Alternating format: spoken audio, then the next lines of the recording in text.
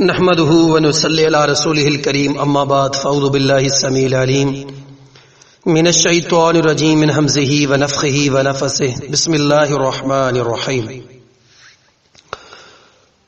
حدیث سیدنا معاذ بن جبل سے مروی ہے، فرماتے ہیں قال كنت ردف النبي صلی اللہ علیہ وسلم ليس بيني وبينه الا مؤخر رحل.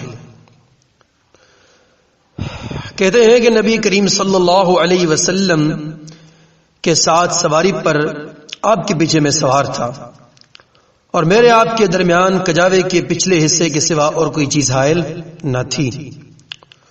تو فقال، پھر اللہ کے رسول کریم نے کہا کہ یا معاذ بن جبل، اے معاذ بن جبل. قلت، تو معاذ کہتے میں نے کہا لبیک یا رسول اللہ وسعدیک. تو معاذ کہتے ہیں کہ میں نے کہا اللہ کے رسول میں حاضر ہوں اور خدمت کے لیے تیار ہوں. ثم سار ساعتا، پھر کچھ دیر چلنے کے بعد فرمایا قال یا معاذ بن جبل، اے معاذ بن جبل. قلت، معاذ کہتے میں نے کہا لبیک یا رسول اللہ وسعدیک. تو کہتے میں نے عرض کیا کہ میں خدمت میں حاضر ہوں، آپ کا فرمانبردار ہوں. پھر کچھ دیر چلنے کے بعد ثم سار ساعتا ثم قال یا معاذ بن جبل، پھر سے کہا معاذ بن جبل. پھر سے کہا معاذ نے کہ میں حاضر ہوں آپ کی خدمت کے لیے، فرمانبرداری کے لیے. تو قال، اللہ کے رسول کریم نے کہا کہ هل تدری ما حق اللہ علی العباد. تو اللہ کے رسول کریم صلی اللہ علیہ وسلم نے فرمایا کیا تم جانتے ہو کہ بندوں پر اللہ کا کیا حق ہے؟ قال قلت اللہ ورسولہ اعلم. کہتے میں نے عرض کیا کہ اللہ اور اس کے رسول ہی خوب جانتے ہیں، زیادہ ان کو علم ہے. کہا کہ فإن حق اللہ علی العباد ان یعبدوہ ولا یشرکوا بہ شیئا. تو اللہ کے رسول کریم نے کہا کہ معاذ، اللہ کا حق بندوں پر یہ ہے کہ بندے اس کی بندگی کریں اور اس کے ساتھ کسی کو شریک نہ کریں. ثم سار ساعتا، پھر تھوڑی دیر چلے. قال یا معاذ بن جبل، پھر سے کہا معاذ بن جبل. قلت، تو معاذ کہتے میں نے کہا لبیک یا رسول اللہ وسعدیک، میں حاضر ہوں آپ کی خدمت کے لیے، فرمانبردار ہوں.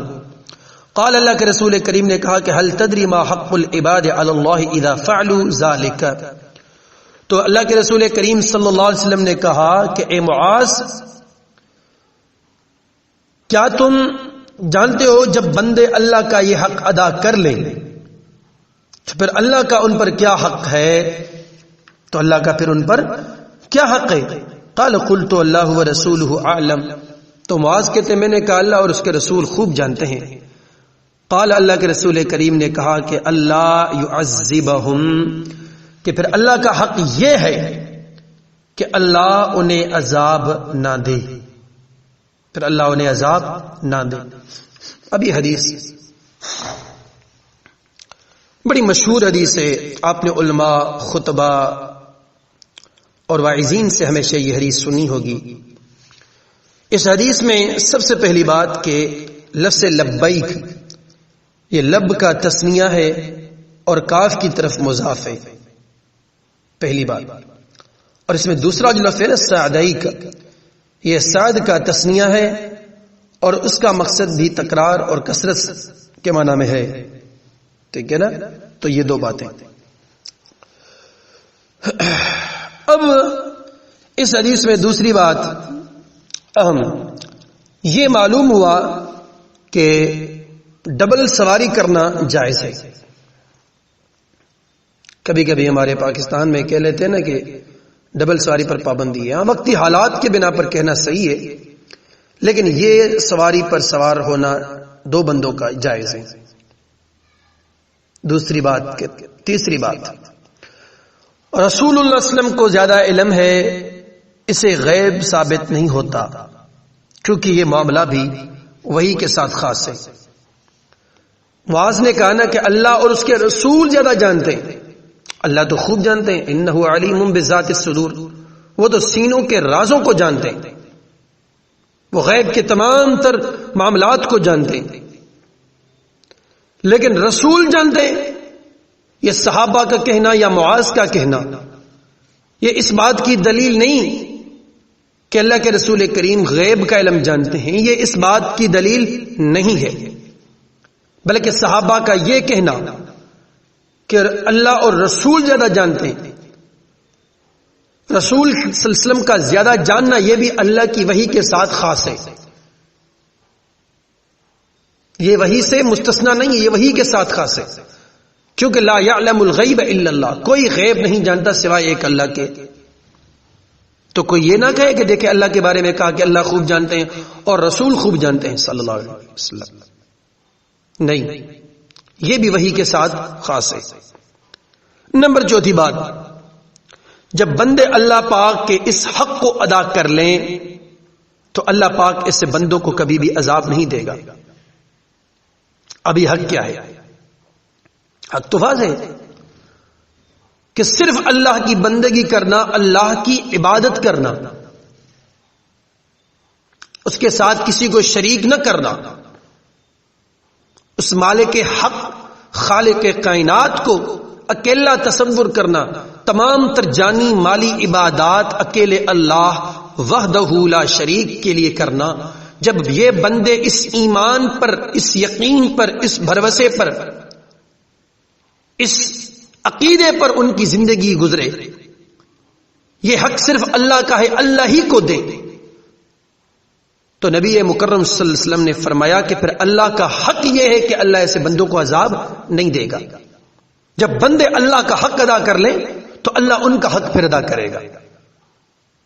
جب کسی نے اللہ کے حق میں ڈنڈی ماری تو اللہ ایسے بندوں کو کبھی عذاب سے بچا نہیں سکتا۔ یہ عذاب سے تب بچیں گے جب اللہ کا حق ادا کریں گے۔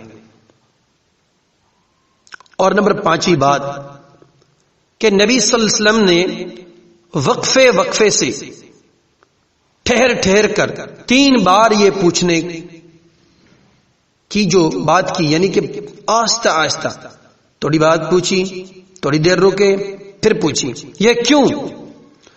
اس کا مقصد یہ تھا کہ معاذ کی توجہ مکمل میری بات کی طرف ہو۔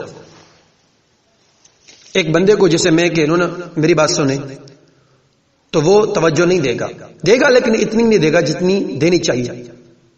تھوڑی دیر بعد رک کے، چند سیکنڈ رک کے پھر سے میں کہوں کہ میری بات سنیں، پھر سے اگر میں کہوں تھوڑی دیر کے بعد کہ میری بات سنیں، تو آپ بھی اور دیگر بھی میری بات کی طرف توجہ کریں گے کہ کوئی خاص بات ہے۔ یہ توجہ دلانے کے لیے اللہ کے رسول کریم نے ایسے کیا، اور یہ سب سے بڑی اہم بات تھی۔ اس بنا پر اللہ کے رسول کریم نے وقفے سے معاذ کی توجہ کو اپنی طرف لے لیا۔ نمبر 6 بات کہ ایک صحابی کو پتہ نہیں کہ رسول اللہ صلی اللہ علیہ وسلم کیا کہنا چاہ رہے ہیں۔ ایک صحابی معاذ کو یہ پتہ نہیں کہ اللہ کے رسول کریم کہنا کیا چاہ رہے ہیں۔ تو آج کل کسی ایرے غیرے کے لیے یہ کہنا کہ فلاں پیر ساری کرامتیں جانتے ہیں، فلاں پیر ساری باتیں جانتے ہیں، فلاں سائیں تو اتنا جانتے ہیں کہ وہ ایک عورت کے حمل کے بارے میں کہہ دیتے ہیں کہ یہ بچہ ہے یا بچی ہے، نعوذ باللہ استغفر اللہ، یعنی غیب کی بات۔ اندازہ لگائیں کہ ایک صحابی ساتھ بیٹھے ہوئے، اور ہیں کون؟ معاذ ابن جبل ہیں، اولیاء میں سے، ولیوں میں سے، نبی کریم صلی اللہ علیہ وسلم کے بعد سب سے زیادہ ولیوں کی جماعت کس کی ہے؟ صحابہ کرام رضوان اللہ علیہم اجمعین کی۔ ایسے بڑے ولیوں کی جماعت، جب یہ ولی اور یہ صحابی رسول معاذ ابن جبل ایسی بات نہیں جانتے تو بعد میں کیسے جانیں گے؟ اس بات سے اندازہ لگا سکتے ہیں نا آپ۔ کہتے کہ نہیں سائیں فلاں کو اتنا تو علم تھا کہ ڈاکٹر نے الٹرا ساؤنڈ کروایا تو ڈاکٹر نے کہا کہ اس کو بچی ہے، نہیں سائیں نے کہا کہ بچہ ہے، کہا کہ نہیں یہ ڈاکٹر غلط ہے، سائیں صحیح ہے۔ تو یہ گندا عقیدہ، اس کے حاملین کبھی حق پر نہیں ہو سکتے، کبھی سچ پر نہیں ہو سکتے۔ جب ایک صحابی رسول معاذ بن جبل جیسی شخصیت یہ بات نہیں پہچان سکی اور ہے بھی نہیں اس کو علم، وہ بار بار پوچھتے ہیں کہ اللہ رسول کو زیادہ علم ہے، کیا کہنا چاہتے ہیں؟ اتھینٹک بات نہیں کہتے، کوئی بات نہیں کہتے، اللہ کے رسول کریم نے جو بات کہی پھر معلوم ہوا کہ کہنا یہ چاہ رہے ہیں۔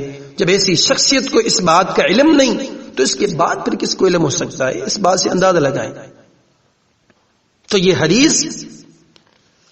حدیث اور دوسری جو احادیث ہیں اس میں کیا ہے؟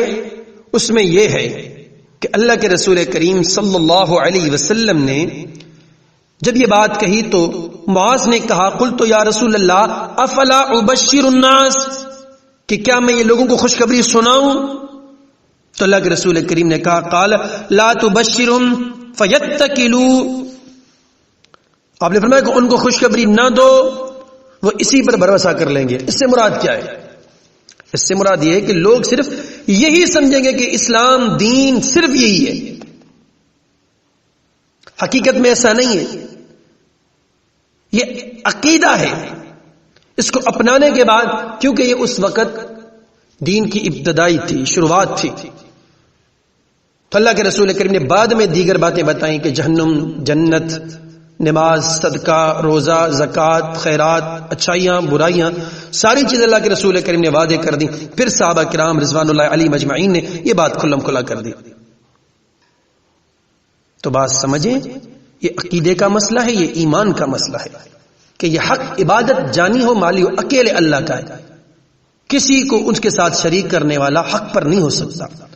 اور جب آپ یہ حق ادا کریں گے میں اور آپ، تو اللہ کا حق یہ ہے کہ پھر اللہ ہم جیسوں کو پھر عذاب نہیں دے گا انشاءاللہ۔ تو آئیں اس پیارے اور سنہرے عقیدوں کو اپنائیں، اپنے ایمان کو بچائیں، تاکہ اللہ پاک کا ہم حق ادا کر سکیں اور ہمارا حق اللہ ادا کرے گا انشاءاللہ۔ اللہ پاک سے سوال کے مالک کل خالق کائنات ہمیں آپ سب کو کتاب و سنت کا دائی، عامل، حاملین میں شمار کرے بنائے۔ والسلام علیکم ورحمۃ اللہ۔